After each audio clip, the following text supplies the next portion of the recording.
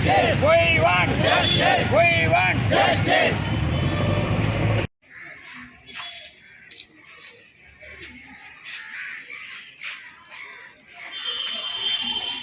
Indian Medical association వారు ఇచ్చిన పిలుపు మేరకు మనం వైద్య సేవలన్నీ కూడా పనిచేయడం జరుగుతుంది.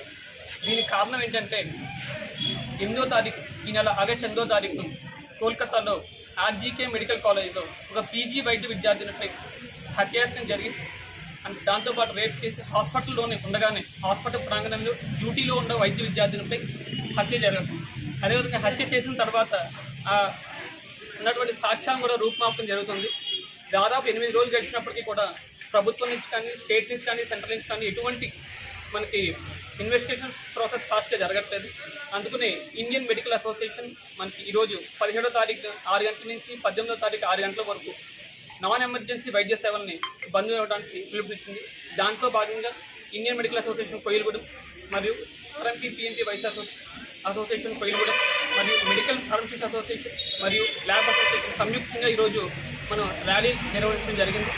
ర్యాలీతో పాటు మనం సెంటర్లో గణేష్ సెంటర్లో మానవహారం ఏర్పాటు చేసి అదేవిధంగా ఈరోజు మన ఎంఆర్ఓ గారికి మా వినతి పత్రం ఇవ్వడం జరుగుతుంది. మా ఈ స్ట్రైక్ యొక్క ముఖ్య ఉద్దేశం ఏంటంటే వైద్యులకు రక్షణ లేదు. దీన్ని వైద్యులు ఒక్కరికే కాదు, ఒక స్త్రీకి జరిగింది, ఒక మహిళకి జరిగింది. మా నిర్భయ 1 అదేవిధంగా దిశ తర్వాత ఇది నిర్భయ 2గా మేము భావిస్తున్నాం. నిర్భయ జరిగినప్పుడు దేశం మొత్తం ఎంత అల్లాడిపోయింది మనకు. కానీ ఈరోజు ఇది కేవలం వైద్యులుగా భావిస్తున్నారు. ఇది వైద్యులదే కాదు, ఒక స్త్రీకి, అది కూడా ఒక చదువుకున్న స్త్రీకి ఒక హాస్పిటల్ ప్రాంగణంలో జరిగింది. సో దీన్ని మేము నిర్భయ 2గా ఇండియన్ మెడికల్ అసోసియేషన్ డిక్లేర్ చేస్తాం. సో ఖచ్చితంగా మేము మా డిమాండ్స్ ఏంటంటే వైద్యులకి, పారామెడికల్ సిబ్బందికి హాస్పిటల్పై దాడిని తీవ్రంగా ఖండిస్తున్నాం.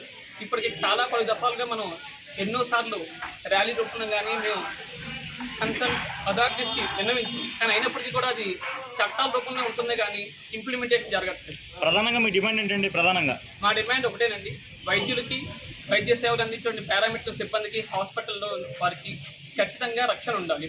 ఏమైనా దాడి జరిగితే వాళ్ళకి నాన్ అవైలబుల్ అరెస్ట్ వారెంట్తో చర్యలు జరగాలి. అదేవిధంగా హాస్పిటల్ అన్నింటినీ కూడా సేఫ్టీ జోన్స్గా డిక్లేర్ చేయాలి. సెంట్రల్ ప్రొటెక్షన్ యాక్ట్లో భాగంగా హాస్పిటల్ కూడా సెంట్రల్ ప్రొటెక్షన్ స్కీమ్లోకి తీసుకెళ్ళాలి. ఒకవేళ వైద్యుల మీద కానీ, వైద్య సిబ్బంది మీద కానీ, హాస్పిటల్ మీద కానీ ఎటువంటి దాడి జరిగినా సరే 48 గంటల్లో నాన్ అవైలబుల్ అరెస్ట్ వారెంట్ ఇచ్చి ఫాస్ట్ ట్రాక్ కోర్టు ద్వారా దానికి శిక్ష పడేట్టుగా చూడాలి. ఈ ఘటన మేము నిర్భయ 2గా భావిస్తున్నాం, దీన్ని దిశగా భావిస్తున్నాం. దీన్ని కేవలం ఒక డాక్టర్ మీద జరిగిన హత్యాత్మకంగా భావించండి. ఇది ఒక స్త్రీ సమాజం మీద, ఒక చదువుకున్న సమాజం మీద, ఒక చదువుకుని హాస్పిటలే దేవాలయంగా భావించే హాస్పిటల్లో జరిగిన హేయమైన చర్యగా ఇది ఇండియన్ మెడికల్ అసోసియేషన్ ఖండిస్తాం.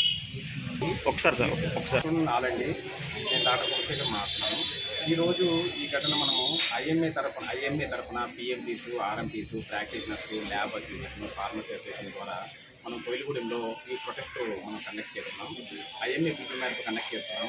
ఏదైతే కలకత్తాలో ఒక medical second year PG first physician తన డ్యూటీలో ఉన్నప్పుడు నైట్ టైం రష్ తీసుకుంటూ ఉన్నప్పుడు ఆమెను రేప్ చేసి చంపేశారు. ఇది చాలా దుర్మార్గమైన చర్య. ఈ చర్యను మేము తీవ్రంగా ఖండిస్తున్నాము. ఇది నిర్భయ తర్వాత దీన్ని ఐఎంఏ నిర్భయ 2గా చేయడం జరిగింది. ఇలాంటి ఘటనలు జరగడం చాలా దురదృష్టకరము. అదేవిధంగా చనిపోయింది ఒక డాక్టర్ అనేది కాకుండా ఆమె డాక్టర్గా చదువుకొని సమాజంలో చాలా ఉపయోగపడే వ్యక్తి. ఆమె లేడీగా ఒక డాక్టర్గా స్థానానికి వచ్చి బెస్ట్ ఫిజిషియన్గా ఆమె ఎంతో సర్వీస్ సమాజానికి చేయగలిగింది. అలాంటి మనిషి రేప్ చేసి చెప్పేశారంటే అది చాలా దుర్మార్గమైన చర్య. సో ఈ చర్యను మేము తీవ్రంగా ఖండిస్తున్నాము. భవిష్యత్తులో ఇలాంటి జరగకుండా ప్రభుత్వాలు స్పందించి హాస్పిటల్స్ని సేఫ్ జోన్గా ప్రకటించి ప్రాక్టీషనర్స్కి, హాస్పిటల్స్కి, పారామెడికల్ స్టాఫ్కి మా హాస్పిటల్ అంతా ప్రొటెక్షన్ ఏర్పాటు చేసి ఏదైతే ఇలాంటి సంఘటన జరిగితే వితిన్ 6 అవర్స్లో ఎఫ్ఐఆర్ కండక్ట్ చేసి 1 or 2 వీక్స్లో దోషికి శిక్ష పడేలాగా చట్టాలను మరింత బలపరం చేయాలని కోరుకుంటున్నాను.